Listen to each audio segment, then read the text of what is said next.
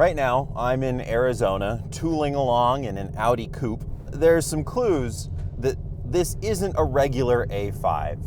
For example, there's this perforated leather-wrapped, flat-bottomed steering wheel, the perforated leather on the shift knob.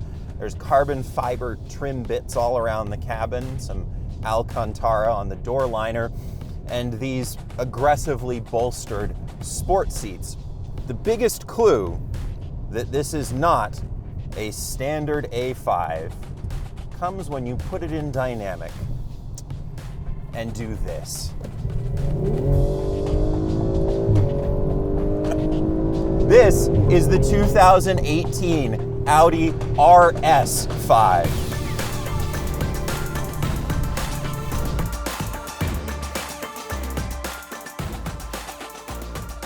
So BMW's M cars and Mercedes-Benz AMG cars are relatively common sights at this point. RS cars are a little bit more mythic. There haven't been as many of them sold in the US. They're the track-tuned hardcore versions with big, powerful engines and big price tags.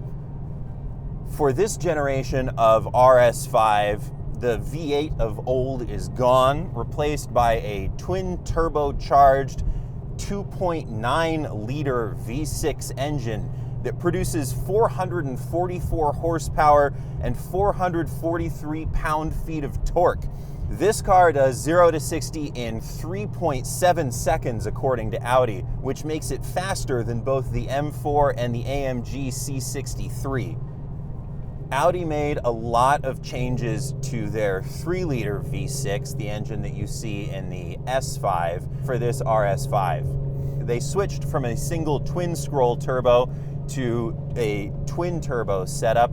They reduced the compression ratio so that they could get more boost. This car makes about 21.5 PSI of boost at peak output, and that's double what the base 2-liter turbo engine makes.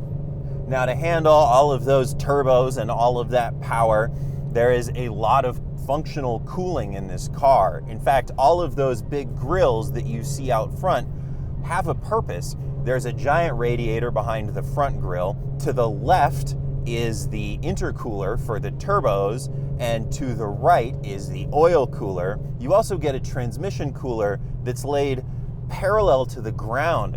It sort of acts as a chin spoiler and increases downforce on the front of the car. This engine is a little quiet.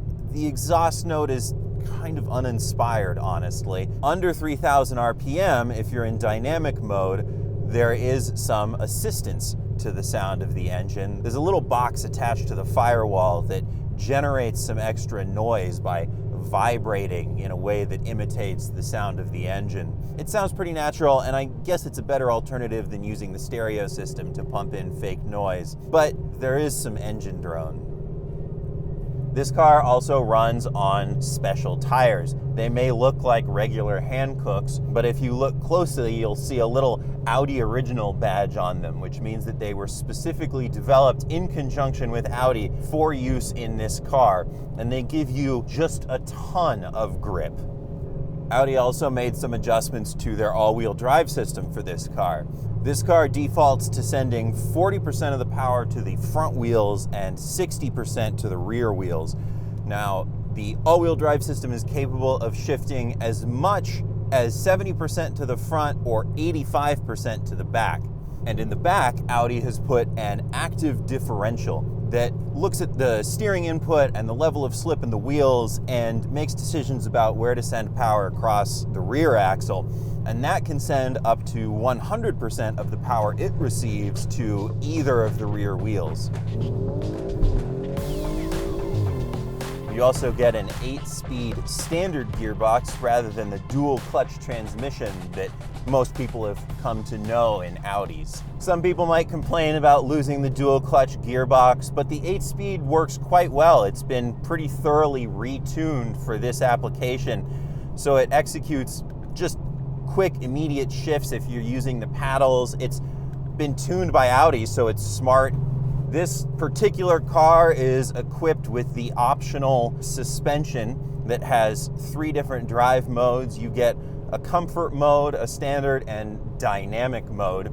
None of these are adaptive settings. It's not sensing road conditions and trying to provide you the best response all the time. It's basically just adjusting the damper stiffness. So right now in dynamic mode, it's pretty stiff. You can see me bouncing around. This is a perfectly smooth freeway in any other car, and in comfort mode in this car, it's sort of delightful. The adaptive suspension is really worth every penny if you're going to be driving this around day to day. Steering in this car is worth noting. When you're driving around in standard mode, it's very light and it's an adaptive ratio. So the slower you're going, the more responsive it is. The faster you go, the less responsive. So it's easier in parking lots and a little bit easier to maintain a straight line on the freeway. As soon as you put it in dynamic, it locks the steering ratio. Now, that's important because it means that no matter what speed you're going, there's always going to be the same response from the steering wheel, which means that if you're driving on a track or a favorite road, you're not learning how the car changes as you're going at different speeds. You always have the same response, so you get to learn the road. And that's a great thing for a sports car to do. There's not a lot of feel back from the front wheels on this steering, but it is very direct, it's very responsive. Turn-in is just insanely quick, and this car grips around corners like nobody's business. You also get special gauge clusters for Audi's virtual cockpit in the RS5. In this case, you get extra readouts, including torque and power readouts. You get a G meter and a lap timer. The digital tachometer also acts as a shift indicator when you're in dynamic mode, which means that it changes color when it's time to shift up, going from green to yellow to red. This car starts at about $70,000. That's almost $30,000 more than the base A5. Obviously, you're getting all of the extra engineering that went into the engine and the transmission and the special cooling system. You also get basically a fully loaded car. Audi's MMI system with Android Auto and Apple CarPlay and satellite radio and navigation, and you get Audi's great virtual cockpit. We love these systems so much, we gave them an award at CES this year. You also get blind spot monitoring, rear cross traffic alert, all sorts of active safety features and driver aids. Obviously, the ceramic brakes are an option. If you opt for those, you also get a higher top speed. The limiter is moved from 155 miles an hour to 174 miles an hour. Good luck with that. You also get a back seat that an adult could sit in without chopping their legs off at the knees, and a trunk that you can fit a couple suitcases in. But as good as this car is, and it is quite good, it lacks that little extra something. I recently had a chance to drive both an RS3 and a TTRS that uses Audi's just fantastic 5-cylinder engine. And that engine makes a wonderful noise. It has a lot of character in the way that it responds on the road. The V6 doesn't have a ton of character. It is a very, very fast engine that makes a lot of power, but it doesn't sound all that special. This just doesn't have the attitude or the spirit that you expect from an RS car. For me, I think I might keep looking.